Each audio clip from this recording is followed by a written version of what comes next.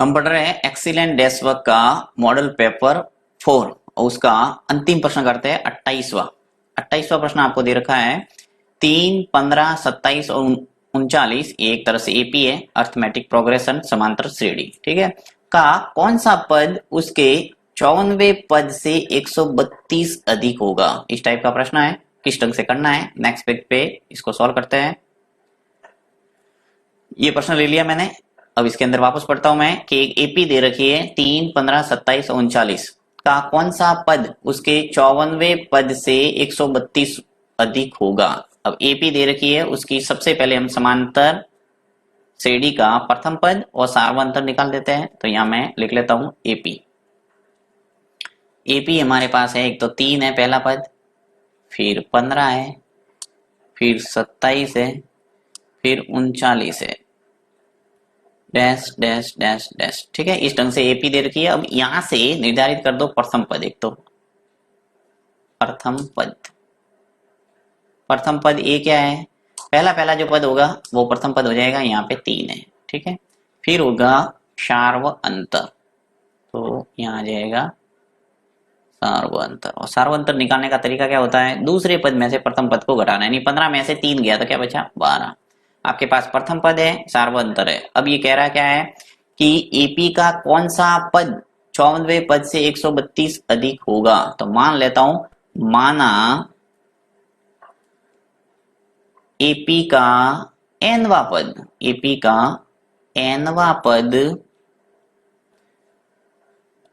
54वें पद से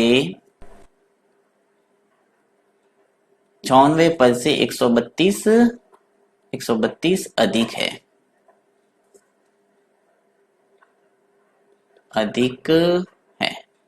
ठीक है। इस ढंग से आपको एपी का मान लेना है। हमें पता नहीं है कि कौन सा पद है वो 54वें पद से 132 अधिक है, तो हमने मान लिया कि माना एपी का जो एनवा पद है वो 54वें पद से 132 अधिक है। तो जो एनवा पद होता है उसका सूत्र क्या होता है, ए एन बराबर, अब 54वें पद यानी कि आपके ए 54वां पद हो जाएगा ए 54, उससे यानी इससे ये जो ए एन है वो कितना अधिक है, 132 अधिक है, ये हमने माना है। तो यहाँ पे इन दोनों को बराबर करने के लिए क्या करना पड़ेगा, इसमें जोड़ना पड़ेगा 132 ठीक है। इस ढंग से समीकरण हो गया। अब इसको सरल करना है तो ए एन वाला सूत्र लगा दो यहाँ पे, ए प्लस एन माइनस 1 और डी। इसी प्रकार यहाँ पे सूत्र लग जाएगा, देखिए ए प्लस एन माइनस 1, तो एन यहाँ पे क्या है 54 है, तो हो जाएगा 54 माइनस 1 और डी ठीक है प्लस 132। ए यहां से जो प्रथम पद है वो कितना है 3 है, तो लिख लो 3। फिर प्लस एनवा पद आपको निकालना है, तो एनवा पद ऐसा कैसा आ जाएगा एन माइनस 1 डी है वो सार्वअंतर कितना है 12 लिख लो बराबर, ए है वो वही प्रथम पद है 3, तो 3 लिखेंगे। फिर प्लस 54 माइनस 1, 54 में से 1 गया तो क्या बचा 53 डी है वो सार्वअंतर है, ये आ जाएगा 12 प्लस 132, ये ऐसा का ऐसा। अब देखिए यहाँ पे 3 इधर भी है इधर भी है, यानी समीकरण के अंदर जब भी आपको समान राशि दोनों साइड में दिखे तो उसको काट दो सीधा। तो यहाँ पे मैं काट देता हूं, 3 से 3 है वो कैंसिल कर देता हूं, और चाहो तो आप पक्षांतर करके भी काट सकते हैं। यहाँ से उठा के इधर लाएंगे इसको, 3 को प्लस वाली राशि को इधर लाएंगे लेफ्ट हैंड साइड में, तो क्या हो जाएगा माइनस, और तो प्लस और माइनस भी कटता है तो ऐसे भी काट सकते हो। मैं यहाँ सीधा ही काट देता हूँ, 3 से 3 कैंसिल ठीक है। क्या बचा है लिख लेता हूं एन माइनस 1 और यहाँ है 12, फिर बराबर देखिए यहाँ पर भी 53 है और इंटू है 12, इंटू का निशान लगा दिया बीच में ब्रैकेट हटा के, प्लस 132। मुझे एन का मान लाना है इसलिए इन सब का क्या कर देता हूं गुणा और एन का मान निकाल देते हैं। आगे हल हो जाएगा एन माइनस 1, ये 12 ऐसा का ऐसा। यहाँ पे देखिए 53 का गुणा 12 से कर दो तो 53 मल्टीप्लाई 12 कितना हो जाएगा 636, ये गुणा करके देख लेना आपके 636 आएगा। फिर प्लस 132 ऐसा का ऐसा, एन माइनस 1 और ये 12, 636 और 132 ये मिलके जोड़ के कितना हो जाएगा 768। अब मुझे एन निकालना था, एन माइनस 1 तो इधर ही रखता हूं, ये जो 12 है वो भाग में चला जाएगा, 768 के अंदर 12 का भाग लग जाएगा ठीक है। तो एन माइनस 1 768 के अंदर 12 का भाग गया तो क्या हो गया 64, यानी 64 आ जाएगा। अब n कितना आ जाएगा यहाँ पे 64, ये जो माइनस है पक्षांतर होकर इधर जाएगा तो हो जाएगा प्लस का 1, तो n बराबर आ गया 65, यानी कि आपके जो 65वां पद है वो इस 54वें पद से 132 अधिक होगा। तो यहाँ लिख सकते हैं अतः एपी का 65वां पद 54वें पद से 132 अधिक होगा। ठीक है, तो इस ढंग से ये आ गया आंसर। 28वें प्रश्न का जो स्टैटिस्टिक्स से प्रश्न है वो है कि निम्न बारंबारता बंटन का माध्य कल्पित माध्य विधि की सहायता से ज्ञात कीजिए। यानी एक प्रश्न दे रखा है, उसमें आपको कल्पित माध्य विधि का इस्तेमाल करना और माध्य निकालना। क्या निकालना है? या मध्य दिया हुआ है परंतु पूछा क्या है? माध्य। ठीक है, तो यहाँ पे मैं ले लेता हूँ इस प्रश्न को नेक्स्ट पेज पे और इसको सॉल्व करते हैं। ये प्रश्न ले लिया और यहाँ पे आपको 4 कॉलम वाली एक टेबल बनाना मैंने बना के रखा ताकि आपका टाइम वेस्ट न हो। ठीक है, तो अब इसमें करना क्या है, यहाँ पे देखिए वर्ग अंतराल न देके एक सिंपल सा मान दे रखा है x का और f दे रखा है, तो यहाँ पे वर्ग चिन्ह यानी मध्यमान भी निकालने की जरूरत नहीं पड़ेगी। आप सिंपल सा गुणा करेंगे और आपके आ जाएगा उत्तर। तो देखिए यहाँ पे कल्पित माध्य विधि का इस्तेमाल कर रहा हूं, तो यहाँ लिख लेता हूं मैं कल्पित माध्य विधि, ताकि आपको याद रहेगा कि कल्पित माध्य विधि के लिए कितने कॉलम बनाने हैं। कल्पित माध्य विधि, यदि वर्ग अंतराल आएगा तो आपको xi निकालने के लिए एक कॉलम और बनाना पड़ेगा, परंतु अगर x का मान सीधा सीधा दे रखा है तो आपको वर्ग अंतराल न दिया हुआ है तो आपको 4 कॉलम वाली बनाना। ठीक है, कल्पित माध्य विधि है। अब इसके अंदर x का और f का मान एज इट इज लिख लो यहाँ पे, तो x और ये है f। ठीक है, यहाँ लिख लेता हूं मैं, सभी लाइन खींच लेते हैं सभी। ये 1 कितने मान है टोटल, 1 2 3 4 5 और 6। ठीक है, ये 1 हो गया,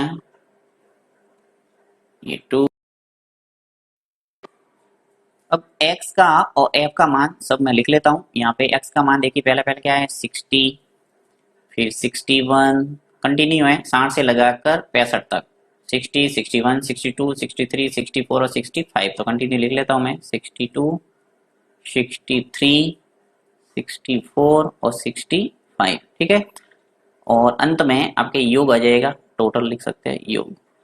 यहाँ पे आपके f का मान है वो दे रखा है, वो लिख लेते हैं सभी। पहला मान 5 है, फिर 8 है, फिर 14 है, फिर 16 है, 10 है और 7 है। ठीक है, इसमें कोई चेंजिंग नहीं किया, ऐसा का ऐसा जो 37 टेबल थी उसको ऊर्ध्वाधर अपन ने खड़ा कर दिया। अब आपका काम स्टार्ट होता है, यहाँ पे आप निकालेंगे डी बराबर होता है xi माइनस ए।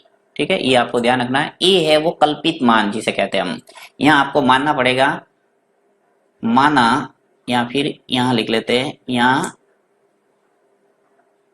कल्पित मान, कल्पित मान। अब कल्पित मान को कैपिटल ए से या स्मॉल ए भी लिख सकते हैं, ए से प्रेजेंट करते हैं।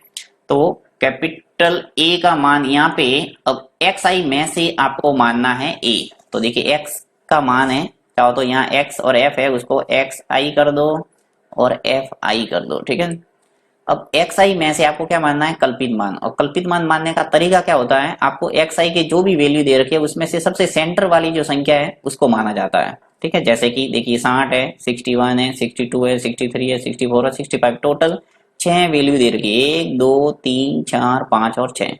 तो बिल्कुल सेंटर में तो कोई संख्या मिलेगी नहीं। अगर 7 होता, जैसे एक और होता 66, तो आपको बीचों बीच में मिल जाता है, 3 ऊपर छोड़ देते और 3 नीचे छोड़ देते तो आपको 63 मिल जाता सेंटर में। परंतु यहाँ पे बीचों बीच में संख्या न है तो आपको कोई भी मानना है, जैसे या तो आप 62 को मान लो या फिर 63 को मान लो, कोई भी मानेंगे आपके उत्तर में कोई फर्क नहीं पड़ेगा, उत्तर आ जाएगा। राइट, तो यहाँ पे मैं 63 को मान लेता हूं, तो कल्पित मान लेते हैं अपन 63।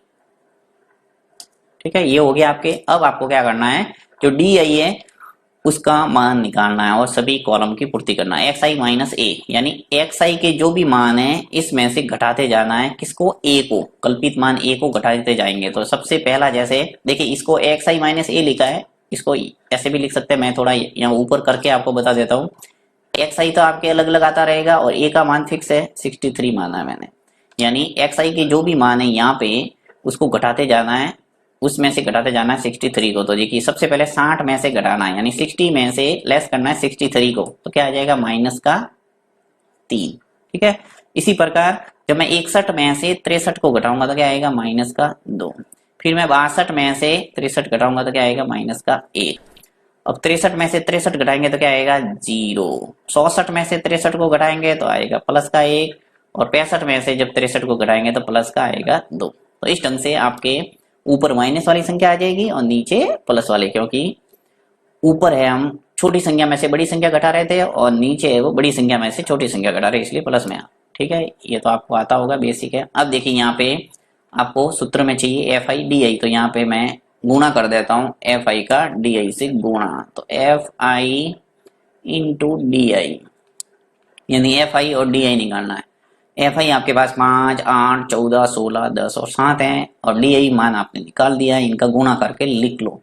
एफ आई का गुणा डी आई से करते जाओ। देखिए 5 का गुणा -3 से करेंगे आ जाएगा माइनस का 15, 8 का गुणा जब -2 से करूंगा तो आ जाएगा माइनस का 16, 14 का गुणा -1 से करूंगा तो आ जाएगा माइनस का 14। ठीक है, माइनस साथ साथ में ध्यान रखना है। अब देखिए 16 का गुणा 0 से करूंगा तो 0 ही आएगा, 10 का गुणा 1 से करूंगा तो 10 आएगा, और 7 का गुणा 2 से करूंगा तो आएगा 14। अब आपको क्या करना है, माइनस माइनस वाली अलग जोड़ना और प्लस प्लस वाली संख्या अलग से जोड़ना। तो यहाँ मैं थोड़ा आपको रफ कार्य करके बता देता हूँ। -15, -16 और -14 जोड़ेंगे तो आ जाएगा माइनस का 45। ठीक है, और ये जो माइनस माइनस प्लस वाली संख्या है इसको अलग से जोड़ना है, यानी दो ही संख्या है तो 10 और 14 को जोड़ेंगे तो प्लस के आ जाएंगे 24। अब आप जब इनको जोड़ेंगे यानी माइनस के 45 और 24 को जोड़ेंगे तो एक माइनस का एक प्लस का तो घटेगा, तो 45 में से 24 गया तो क्या बचा माइनस के 21, क्योंकि बड़ी संख्या के आगे माइनस है। तो यहाँ पे मैं निकाल देता हूं सिग्मा एफ आई और D I. Sigma F I D I का मतलब ये होता है कि आपने योग कर दिया, इसका पूरा एफ आई डी आई आपने जो निकाला है इन सभी संख्याओं का योग है वो क्या आ रहा है माइनस के 21। ठीक है, ये हो गया काम, क्योंकि सूत्र में मुझे ये चाहिए। एक आपको चाहिए सिग्मा एफ, तो सिग्मा एफ निकाल दो यहाँ पे, सिग्मा एफ आई।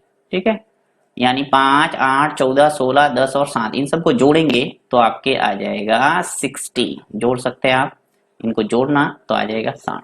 अब मैं सूत्र लगाता हूँ, इसका उत्तर निकालता हूँ। तो सूत्र है आपके कल्पित माध्य विधि से माध्य निकालने का जो सूत्र है, माध्य को हमेशा x बार से प्रेजेंट करते हैं, कैपिटल ए यानी जो कल्पित मान है वो sigma F I D I बट्टा सिग्मा एफ आई। ये सूत्र आपको लिख लिख के याद करना। अब ए है वो मैंने क्या माना है 63। अब जैसे आपने 62 माना है तो आप लिखना 62। ठीक है, जो भी आप मानते हो वो आप लिख सकते हैं। तो ए का मान आ गया आपके 63, फिर plus sigma F I D I कितना है माइनस का 21, तो ब्रैकेट के अंदर एक बार मैं बंद कर लेता हूँ क्योंकि माइनस में मान है तो -21, और नीचे सिग्मा एफ आई है तो एफ आई कितना है 60, तो ये आ जाएगा 60। ठीक है, अब आप क्या करेंगे, इसको ब्रैकेट चलो पूरा लगा देते हैं यहाँ पे,